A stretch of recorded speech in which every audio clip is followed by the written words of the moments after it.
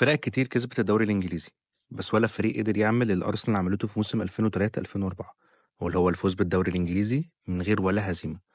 فتعالوا نرجع بالزمن شوية ونشوف الموسم ده كان عامل إزاي. في موسم 2002-2003 أرسنال كان سابق اليونايتد بفرق 8 نقط لحد شهر مارس. بعد كده فيرجسون دخل في سلسلة انتصارات وقدر يكسب 15 من آخر 18 ماتش ليهم، بعكس أرسنال اللي كسب 4 بس في آخر 9. النتائج المحبطة دي خلت اليونايتد يكسب الدوري بفرق 5 نقط عن أرسنال في المركز الثاني. اللي حصل ده كان آخر تكة محتاجة أرسن فينجر عشان يكون فريق بعقلية جديدة ويقدر ينافس على الدوري الموسم كله.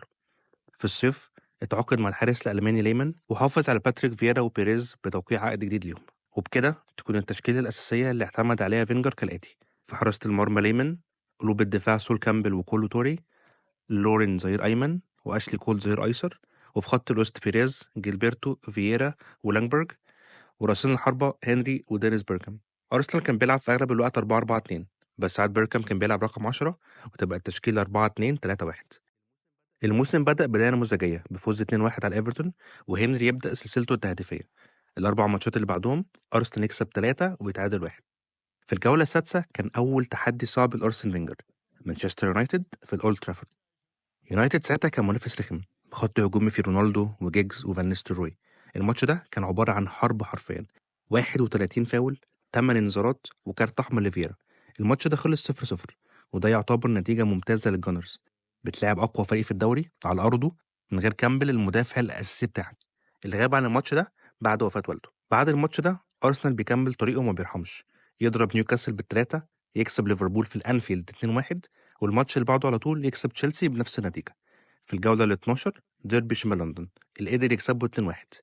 بعد الجولة دي أرسنال يكون لاعب التوب 6 كلهم. وشافك اللي بتقول لي سيتي فين؟ احنا هنا في موسم 2003 قبل ما الفلوس تخش، وسيتي الموسم ده خلص في المركز ال 16.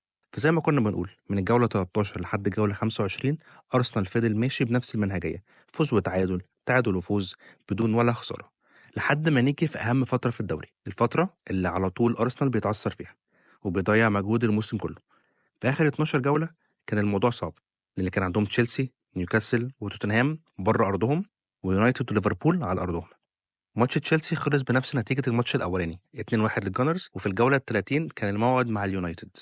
هنري فتح التسجيل بهدف عالمي، والماتش يكمل 1-0 لحد الدقيقة 86 لما اليونايتد يتعادل والماتش يخلص 1-1. الماتش اللي بعده على طول يضرب ليفربول برباعية مقابل هدفين بس، بعدها يتعادل مع نيوكاسل 0-0 و5-0 ضد ليدز. الماتش اللي بعده كان ماتش يعتبر سينمائي، لو أرسنال قدر يكسب الماتش ده أو حتى يتعادل يتوج رسميا بالدوري. واللي خلى الموضوع ده أحلى بكتير إن الماتش ده كان الديربي ضد توتنهام وعلى أرضهم، فتخيل معايا إنك تكسب الدوري على أرض خصمك في الديربي. وده فعلا اللي حصل. أرسنال يتعادل 2-2 ويحسم الدوري في الجولة 34 قبل نهايته الرسمية ب4 ماتشات. بس الفريق كان لسه عينه على هزيمة، اتعادل الماتشين اللي بعدهم وكسب فولهام في الجولة قبل الأخيرة 1-0. هنا بقى نيجي لآخر ماتش في الموسم، أرسنال ضد ليستر، الماتش اللي هيحدد الموسم ده هيخلص ازاي للجانرز. والبداية ما كانتش ماشية زي المتوقع، ليستر يسجل الأول وينهي أول شوط 1-0.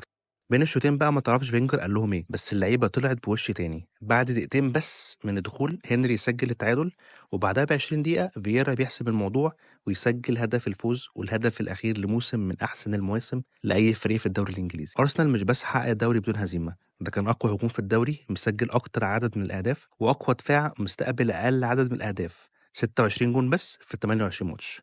انجاز زي كده صعب جدا يتحقق تاني. بس في ناس دلوقتي بتقارن موسم ال 100 نقطه بتاع السيتي مع موسم لا هزيمه بتاع ارسنال، ويقولوا ان تحقيق نقط قد كده في موسم واحد اصعب واقيم من موسم بدون هزيمه و12 تعادل. فانت رايك ايه؟ هل فعلا موسم ارسنال 2003 يعتبر احسن انجاز في تاريخ الدوري، ولا في انجازات تانية تستاهل اللقب ده؟ قول لي رايك في الكومنتات تحت، ولو الفيديو عجبك ما تنساش تعمل لايك وسبسكرايب لفيديوهات جديده.